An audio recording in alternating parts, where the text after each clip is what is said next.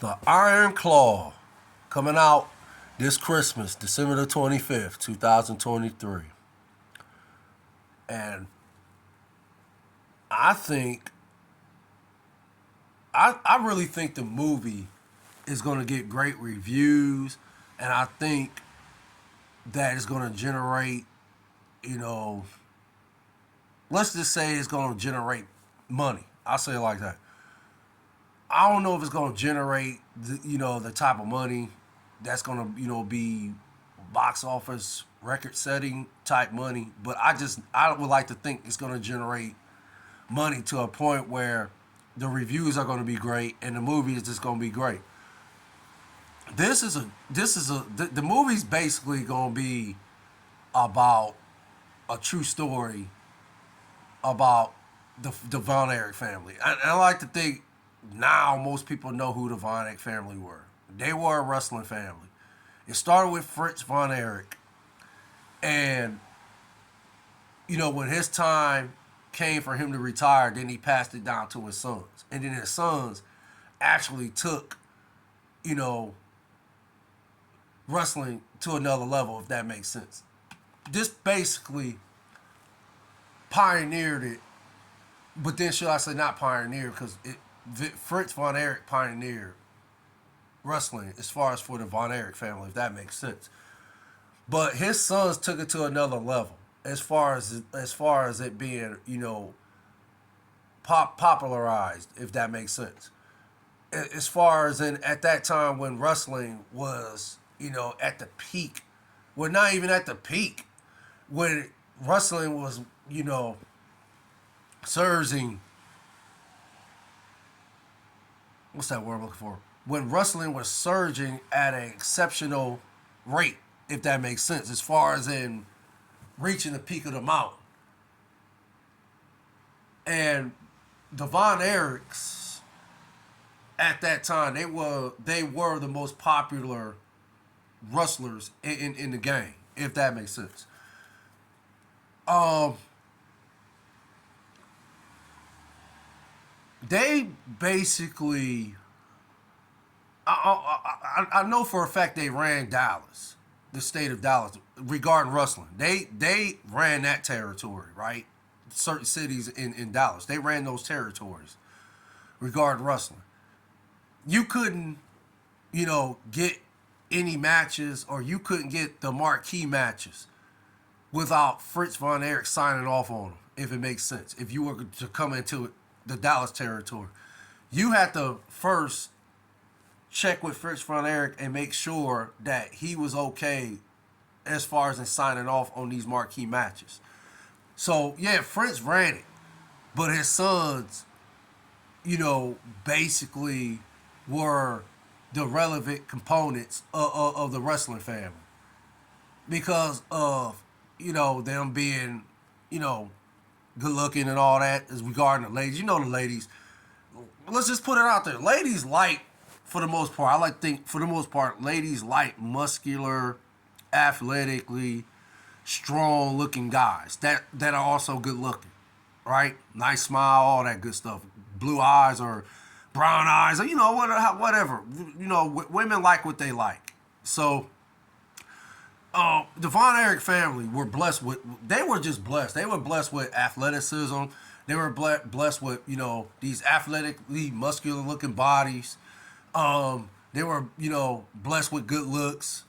Um, they were also, well, maybe you could say two of the brothers, they were blessed with athleticism, if that makes sense. And I'm talking about Mike Von Erich and Chris Von Erich. Two of the brothers, they were blessed with that athleticism, right? Not so much as the muscular bodies that their brothers had, which was Kevin Von Erich, Kerry, and actually, the more I think about it, David wasn't super muscular like Kevin and Kerry were, if that makes sense. So, in hindsight, it was really just Kevin and Kerry who had those muscular, athletically strong-looking bodies that most women love, right? And then the good looks, also that went with it. So it was really just Kevin and Kerry that were blessed with that, Not to say the other bros weren't blessed either. We know they were blessed too. But Kerry and them, they were just blessed for wrestling as far as in attracting women. Because I like to think most people know that when you think of wrestling, who watches wrestling the most? Men, right? Men and children and teenagers. Teenage. Well, I should I say, adult men, teenage, boys, and then children, little childrens watch wrestling. But I like to think if you got women, and I'm not gonna, I'm just gonna say women, adult women. I'm not gonna go there, this and that.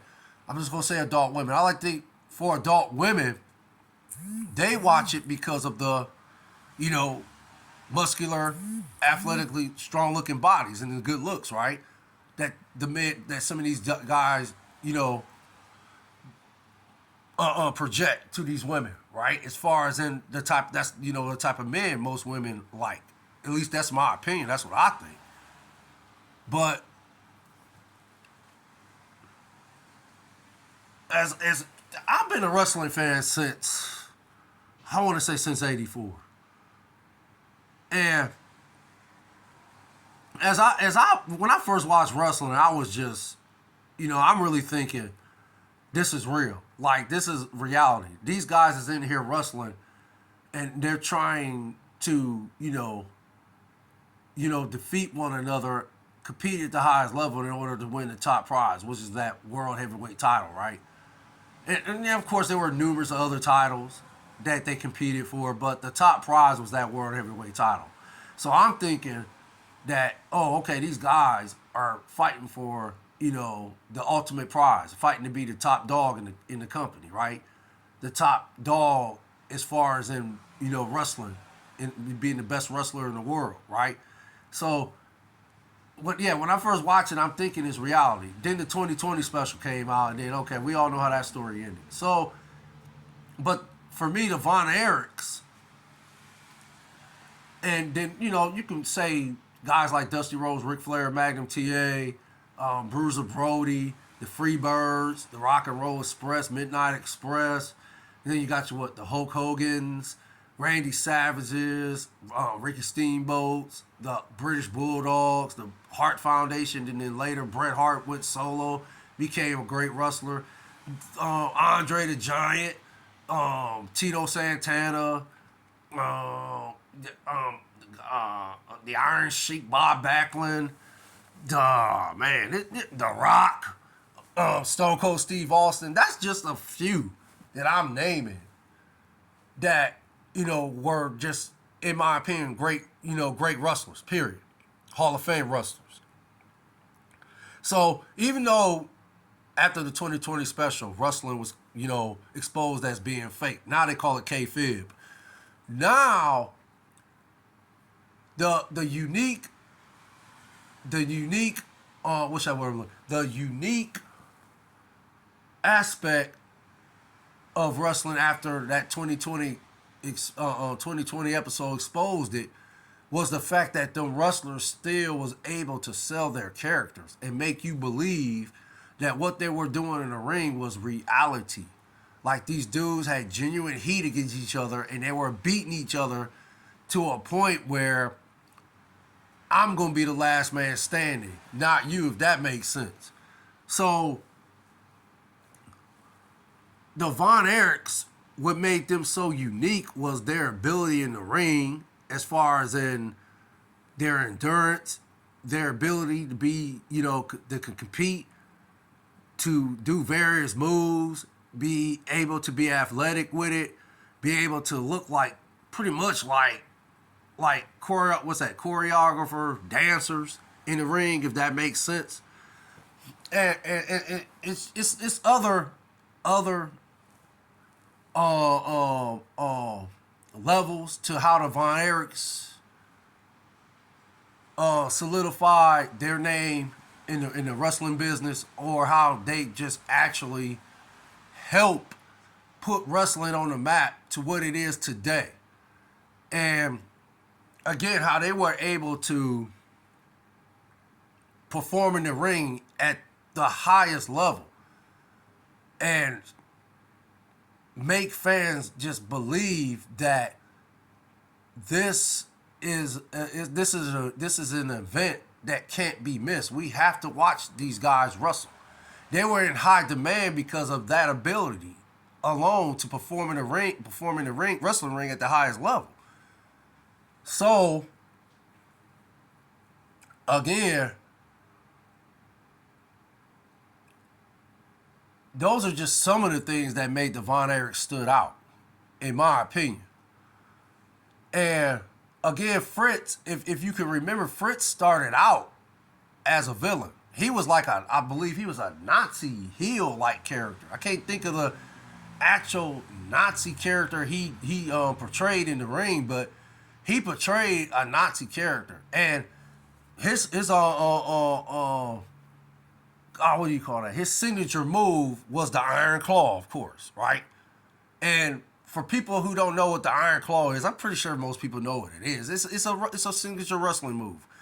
Kayfabe, of course, where he takes his hand. He's supposed to have such a strong grip that when he places it on your head, he's supposedly, stop. I want to say not stopping the blood flow from going to your brain, or he's slowing the blood flow. Let's say it like that. Supposedly, he has such a strong grip that when he grips it on your forehead, on the side of your head, got the hand on your head, got the first three fingers on your head, and then he got the next two on the side of your temples.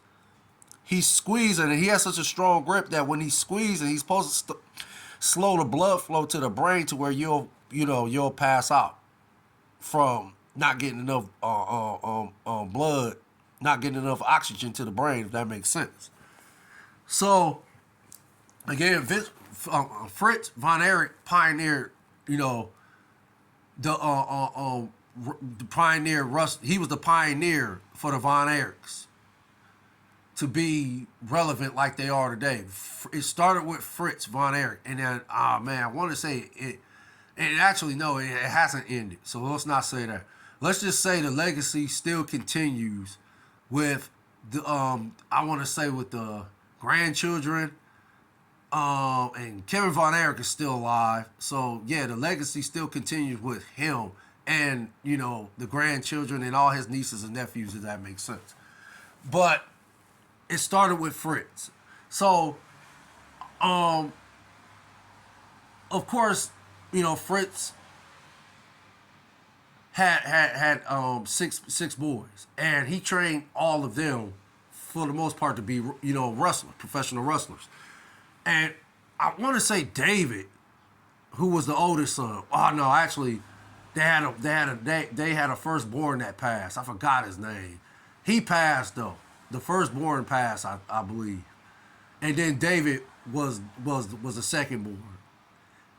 So it actually the firstborn was the oldest, and then it was David.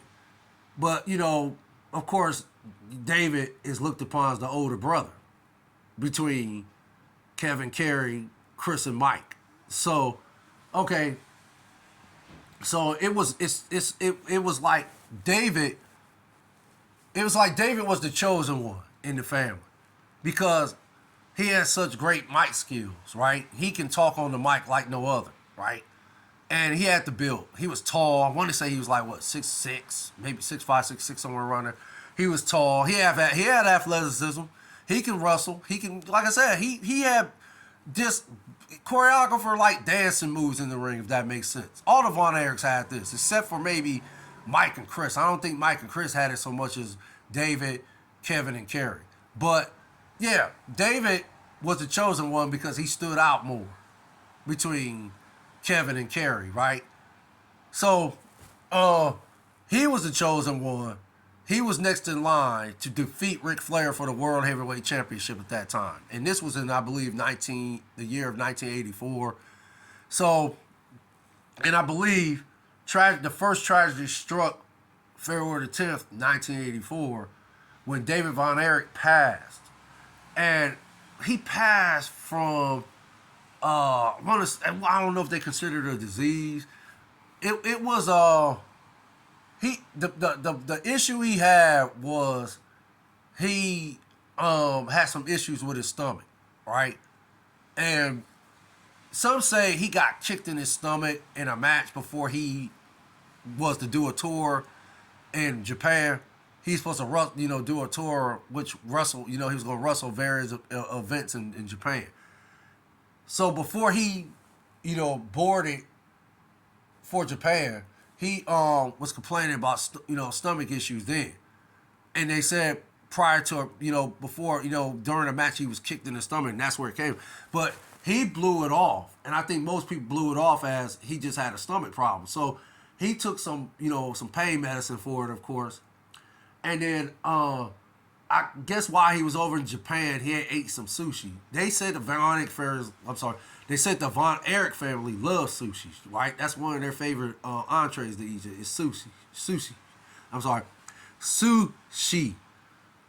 That's one of their favorite entrees to eat, right? But he ate the sushi, and then what happened was I don't even know if this is all true. I'm just remembering when I watched the documentary years ago, and the medical report the Von Erich family received right from Japan, or I guess I want to say it took place because from what I've heard, I don't even think his body was brought back to the United States for the Von Erich family to properly lay him to rest, if that makes sense. But I'm gonna say it was a medical report, and in the medical report, it stated that his intestines had exploded and they ruptured. No, they swelled to the point where they ruptured. That's what happened. They swelled to the point where they ruptured, and his body just filled up with blood, and then he ended up having a heart attack because of it. So I'm assuming, I would like to think he couldn't get enough blood to the heart. That's how come he had a heart attack, because it was just either too much blood in the body, or he couldn't get enough blood pumping in his heart, and that's what eventually ended up with him having a heart attack. If that makes sense.